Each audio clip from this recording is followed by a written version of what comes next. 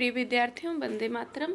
आज हम आप लोगों को काव्य का तीसरा पाठ कविता के बहाने, उसमें तीसरे पाठ में आपको दो कविता पढ़नी है। पहली क्या है, कविता के बहाने, और दूसरी है बात सीधी थी।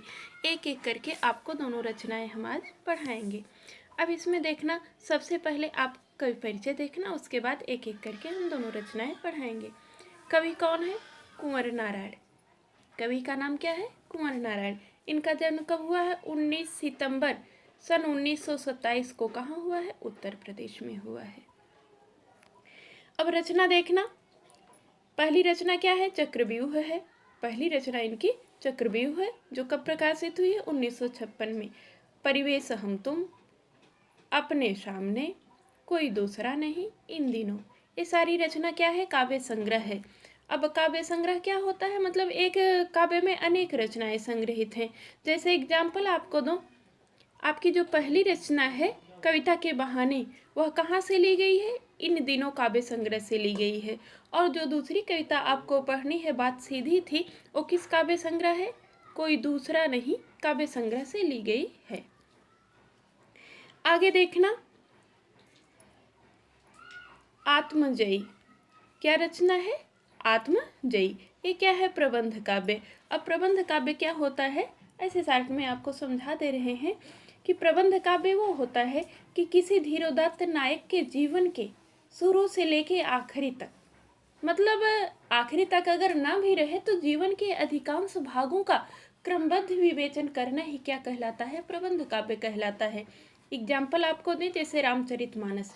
रामचरितमानस क्या है? प्रबंध काव्य है। क्यों प्रबंध काव्य है? इसमें धीरोदात्त नायक कौन है? राम है। और राम का जन्म कैसे हुआ, कैसे बड़े हुए, कैसे पढ़ने गए, तो कैसे शादी हुई, हर चीज का क्या है? क्रमबद्ध विवेचन है। कैसे वनवास हुआ, तो ये रचना क्या है? प्रबंध काव्य है। तो कुंवर नारायण की आत्मजयी रचना क्या है? प्रबंध काव्य है। आगे देखना, आकारों के आसपास। आकारों के आसपास ये क्या है? कहानी संग्रह। इसमें अनेक कहानियां संग्रहित हैं। आज और आज से पहले ये क्या है? इनका समीक्षा ग्रंथ है। मेरे साक्षात्कार क्या है? सामान्य रचना है। अब देखना, इनको साहित्य जगत में कौन कौन से पुरस्कार मिले थे। पुरस्कार में क्या मिला है? साहित्य अकादमी पुरस्कार, कुमारन आसान पुरस्कार, व्यास सम्मान, प्रेमचंद पुरस्कार, लोहिया सम्मान, कबीर सम्मान, ज्ञानपीठ पुरस्कार सम्मान। तो इस प्रकार इनको साहित्य क्षेत्र में अनेक प्रकार के सम्मान से सम्मानित किया गया। अब हम आपको इनकी पहली रचना कविता के बहाने क्या करेंगे? पढ़ाएंगे। अब पहली रचना देखना, पाठ का नाम क्या है? कविता के बहाने। अब इसमें कविता के बहाने में कवि क्या कर रहा है? कविता के बहाने में जो आज लोग जो है कविता के वजूद को लेकर आशंकित हैं कि कविता वास्तव में है क्या, तो ऐसे लोगों को कवि कविता समझाना चाहता है कि वास्तव में कविता है क्या। अब इसमें कविता को समझाने के लिए कवि अलग अलग उदाहरणों को लिया है। कविता पढ़ाते समय आपको स्पष्ट करते चल रहे हैं। अब पहली लाइन देखना क्या है? कविता एक उड़ान है। कविता एक उड़ान है चिड़िया के बहाने। पहला उदाहरण कवि किसका लेता है? चिड़िया का लेता है। कवि चिड़िया को उड़ते हुए देखता है। चिड़िया का उड़ना कवि के मन को क्या करता है? मोह लेता है। और वह अपने कविता की तुलना किससे करता है? चिड़िया से करता है। क्या कह रहा है? कविता एक उड़ान है चिड़िया के बहाने। कहता है कविता चिड़िया के बहाने, जिस प्रकार से चिड़िया उड़ती है वैसे कविता भी क्या है? उड़ान है। अब चिड़िया किसके द्वारा उड़ती है? पंखों के द्वारा उड़ती है। और कविता किसके द्वारा उड़ती है? कल्पना के द्वारा उड़ती है। जिस प्रकार पंख के माध्यम से चिड़िया क्या होती है? आकाश में उड़ती है, उसी प्रकार कल्पना के माध्यम से कविता भी साहित्य जगत के उन्मुक्त गगन में क्या करती है? विचरण करती है। तो इसे सिद्ध करने के लिए कवि किसका उदाहरण लेता है? चिड़िया का उदाहरण लेता है कि कविता क्या है, उसको स्पष्ट करने के लिए कवि पहला उदाहरण क्या लिया? चिड़िया कह लिया। कह रहा है कि चिड़िया, कविता क्या है? चिड़िया की उड़ान के समान है। लेकिन फिर नीचे क्या कहता है कि कविता की उड़ान भला चिड़िया क्या जाने। फिर कवि को लग रहा है कि नहीं, कविता की उड़ान में और चिड़िया की उड़ान में कोई समानता नहीं है। अब व्याख्या करते समय आप लिखोगे उसका कारण, क्यों नहीं समानता है। क्योंकि चिड़िया के उड़ने की क्या है, सीमा है। वह कभी बाहर कभी भीतर, कभी इस घर तो कभी उस घर उड़ती है। अर्थात कहने का क्या मतलब, चिड़िया के उड़ने का एक जगह है, एक स्थान है, एक सीमा है, जबकि कविता के उड़ान की कोई सीमा नहीं होती। वह भावना के द्वारा, कल्पना के माध्यम से ऊंचाई तक उड़ती है। कहा गया है कहावत में कि जहाँ न जाए रवि वहाँ जाए कवि। जहाँ सूर्य की किरणें भी नहीं जा पाती वहाँ कवि की क्या होती है, भावनाएं पहुँच जाती हैं। और भावनाओं के माध्यम से कवि क्या करता है, सुंदर सुंदर काव्य की रचना कर देता है। तो पहले चिड़िया का उड़ना कवि को आकर्षित कर रहा है, तो वह अपने कविता का उदाहरण किसके द्वारा देना चाह रहा है, कवि चिड़िया की उड़ान के माध्यम से कहता है कविता भी एक उड़ान है। कविता में किसकी उड़ान है, कल्पनाओं की उड़ान है। कविता एक कल्पना की उड़ान है, किसकी भांति, कवि चिड़िया के समान। लेकिन फिर कहता है कि कविता की उड़ान भला चिड़िया क्या जाने। कहता है नहीं, कविता की उड़ान में और चिड़िया की उड़ान में कोई समानता नहीं। कविता की उड़ान की कोई सीमा नहीं होती, चिड़िया उसको समझ ही नहीं पाएगी, क्योंकि चिड़िया की उड़ान कभी इस घर तो कभी उस घर, कभी बाहर और कभी भीतर है। जबकि कहते हैं कविता की उड़ान क्या है, असीमित है। कविता की उड़ान क्या होती है, व्यापक होती है। कवि के भाव की कोई सीमा नहीं होती, वह पंख लगाकर हर जगह उड़ सकती है। कहते हैं कविता के पंख लगा उड़ने के माने चिड़िया क्या जाने। कहते हैं कविता तो पंख लगाकर, भावना का पंख लगाकर, कल्पना का पंख लगाकर बहुत ऊंचाई तक उड़ सकती है। कविता की उस उड़ान को चिड़िया भला क्या जानेगी। अर्थात कविता की उड़ान में और चिड़िया की उड़ान में कोई भी बराबरी नहीं है। दूसरा उदाहरण, कवि क्या, पहला तो कन्फर्म हो गया ना। कवि क्या कहता है कि कविता एक उड़ान है, किसके बहाने उड़ान है, चिड़िया के बहाने। कवि चिड़िया को फुदकते हुए देखता है तो वह कविता को स्पष्ट करने के लिए बताता है कि कविता भी एक उड़ान है। किसकी उड़ान है, कल्पनाओं की उड़ान है। चिड़िया के समान कविता भी एक कल्पनाओं की उड़ान है। लेकिन फिर कहता है कि नहीं, कविता की उड़ान की और चिड़िया की उड़ान की कोई सीमा नहीं है। क्यों? क्योंकि कहता है कि चिड़िया की उड़ान की सीमा होती है, परंतु कविता की उड़ान की कोई सीमा नहीं होती, कोई दायरा नहीं होता। वह क्या होता है, असीमित होता है। चिड़िया घर के अंदर बाहर या एक घर से दूसरे घर तक ही उड़ती रहती है, परंतु कविता की उड़ान क्या होती है, व्यापक होती है। कवि के भाव की कोई सीमा नहीं होती, वह पंख लगाकर हर जगह उड़ सकती है। अर्थात क्या है, कविता की उड़ान, कविता की उड़ान क्या है, चिड़िया की उड़ान से आगे है। चिड़िया उसको समझ ही नहीं पाएगी। कविता की उड़ान क्या है, चिड़िया की उड़ान से आगे है। आगे कवि फिर किसके माध्यम से कविता को बताना चाह रहा है, फूल के माध्यम से बताना चाह रहा है। दूसरा उदाहरण कवि किसका दे रहा है, फूल का दे रहा है कि कविता क्या है, कह रहा है कविता एक खिलना है फूलों के बहाने। अब यहाँ पर कवि किसको देख रहा है, फूलों को देखकर कवि का हृदय प्रफुल्लित हो जा रहा है और वह अपने कविता को किसकी तरह बताता है, कहता है जिस प्रकार फूल विकसित होता है उसी प्रकार से कविता भी क्या होती है, विकसित होती है। भावनाओं के माध्यम से कवि के हृदय में विकसित होती है और उसके बाद वह कविता के रूप में क्या हो जाती है, बाहर प्रस्फुटित हो जाती है। लेकिन फिर कवि को कविता फूल से आगे लग रही है। क्यों आगे लग रही है, क्योंकि बेटा फूल के खिलने का एक समय होता है, स्थान होता है, उसकी भी सीमा होती है। जैसे एग्जाम्पल दें आपको, कनेर का फूल है, गुड़हल का फूल है, और एक दिन में ही फूलता है और झड़ जाता है। कुछ फूल ऐसे हैं जैसे गेंदे का फूल है, गुलाब का फूल है, वो 2-4 दिन तक रहता है, लेकिन फिर भी एक सीमा होती है कि कुछ दिन के बाद वह फूल क्या हो जाएगा, कुम्हला जाएगा। या उस फूल के महक फैलने की भी एक सीमा होती है कि इस फूल की महक यहाँ तक फैल सकती है। लेकिन कविता की कोई सीमा नहीं होती है। इसीलिए कवि क्या वर्णन करता है, कहता है कविता का खिलना भला फूल क्या जाने, कहता है नहीं, कविता के खिलने को भला फूल क्या समझ पाएगा। फूल का खिलना तो क्या है, बाहर भीतर, इस घर उस घर, कभी बाहर मतलब इस जगह फूलेगा, कभी उस जगह फूलेगा, घर के बाहर घर के भीतर।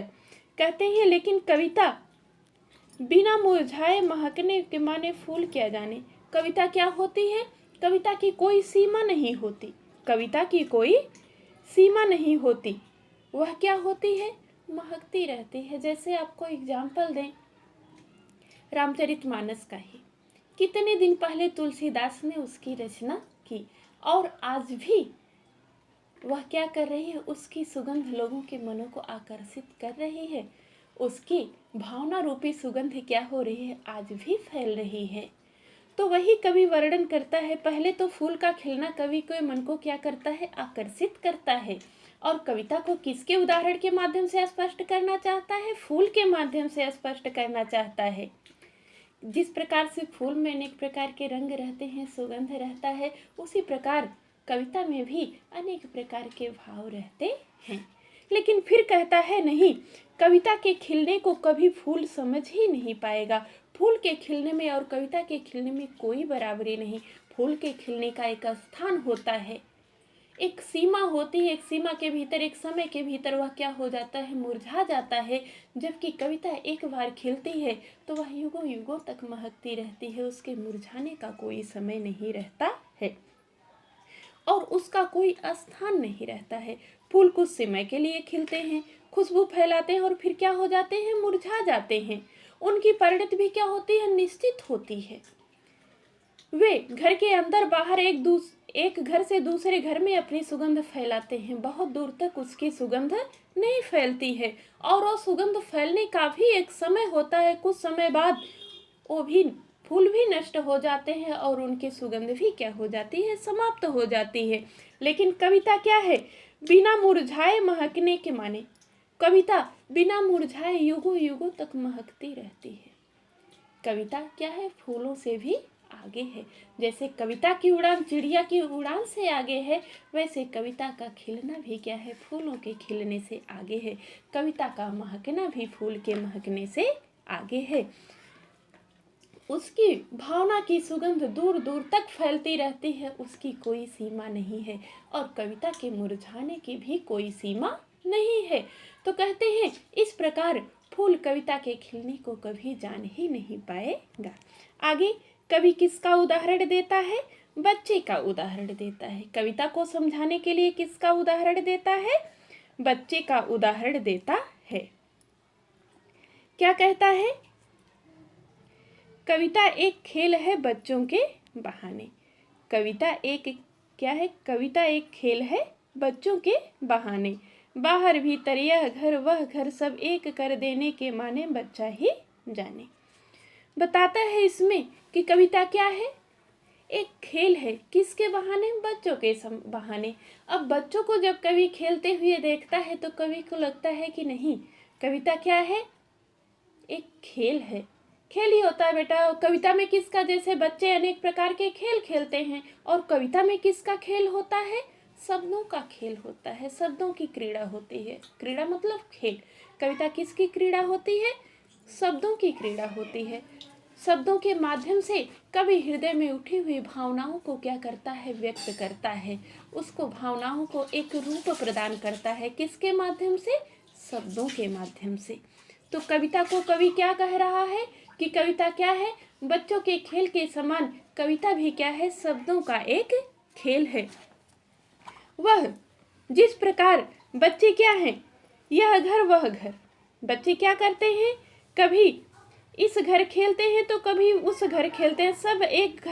सब घर एक कर देने के माने, अर्थात उनमें अपना और पराया कोई अंतर नहीं हो जाता। खेलते समय बच्चे अपने घर में भी जा रहे हैं तो दूसरे घर में भी जा रहे हैं। जब छिपा छिपी खेलते हो तो क्या पहचानते हो कि हम अपने ही घर में छुपे, दूसरे के घर में ना जाएं? ऐसा नहीं।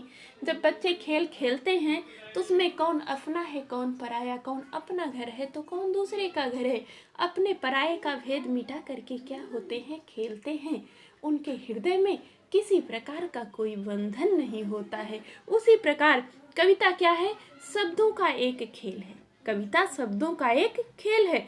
वह बाहरी संसार के मनोभावों को शब्दों के माध्यम से एक रूप प्रदान करता है। बाहरी संसार को कवि देखता है, देख करके हृदय में उसकी जो भावनाएं उठती हैं, शब्दों के माध्यम से वह उनको क्या कर देता है, एक रूप प्रदान कर देता है। कविता क्या होती है? बच्चों की तरह बेपरवाह होती है। उनमें अपने और पराये का कोई भेद नहीं होता है। कविता पर किसी भी प्रकार का बंधन नहीं लागू होता है। तो इस प्रकार कवि कविता का उदाहरण किसके माध्यम से देता है?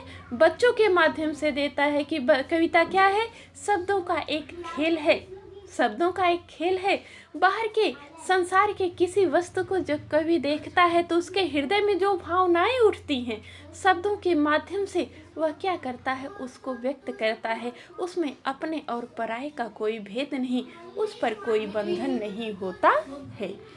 इस प्रकार कविता को समझाने के लिए कवि ने 3 उदाहरण लिए। पहला उदाहरण क्या लिया? चिड़िया की उड़ान। लेकिन कवि को कविता चिड़िया की उड़ान से क्या लग रही है? कविता की उड़ान चिड़िया की उड़ान से आगे लग रही है। ऐसे दूसरा उदाहरण कविता को समझाने के लिए कवि ने किसका लिया? फूल का लिया। लेकिन फूल का खिलना भी कविता से नीचे हो जा रहा है। कविता का खिलना फूल के खिलने से क्या है? आगे है। तीसरा उदाहरण कवि बच्चों के खेल से लिया और किससे तुलना कर रहा है? बच्चों के खेल से बराबरी कविता की कर रहा है कि जिस प्रकार बच्चे खेलते समय अपने और पराये का भेद मिटा करके एकदम स्वच्छंद हृदय से खेलते हैं, उन पर कोई बंधन नहीं होता है, उसी प्रकार कविता भी क्या है? शब्दों का एक खेल है। शब्दों का एक खेल है। वह बच्चों की तरह बेपरवाह रहती है। कविता पर कोई बंधन लागू नहीं होता। इस प्रकार आज हम आपको तीसरे पाठ की पहली कविता पढ़ाए। अगली वीडियो में आपको दूसरी कविता जो है बात सीधी थी उसको आपको पढ़ाएंगे। धन्यवाद।